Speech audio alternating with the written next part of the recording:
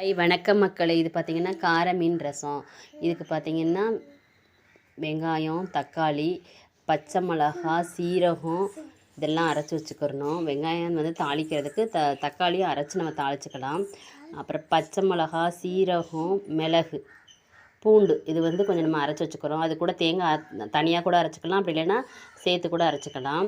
இப்போ வெங்காயம், பெருஞ்சீரகம், வெந்தயம் போட்டு அதுக்கப்புறம் வெங்காயம், கருவேப்பிலை அதெல்லாம் போட்டுட்டு அது வதங்கினதுக்கப்புறம் தக்காளி அதையும் போட்டுடணும். அதுக்கப்புறம் நம்ம மசாலா அரைச்சி வச்சுருக்கிறதுல மிளகு, சீரகம், பூண்டு, பச்சை மிளகா அதையும் போட்டு நல்லா வதக்கிடணும்.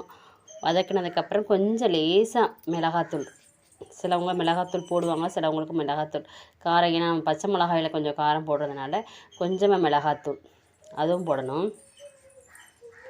அரைச்சி வச்சதையும் போட்டு முடிச்சுட்டு அந்த மிளகாத்தூளையும் போடணும். மிளகாத்தூள், கொஞ்சம் மஞ்சத்தூள் போட்டு அப்புறம் நம்ம தேங்காய் வந்து அந்த சீரகம் இது கூடயே சேர்த்து அரைக்கிறனால அரைக்கலாம், அப்படி இல்லைன்னா தனியாக கூட அரைச்சிக்கலாம். ஏன்னா நம்ம வந்து தேங்காய் கொஞ்சம் நல்லா நைஸாக அரைச்சா தான் நல்லாயிருக்கும்.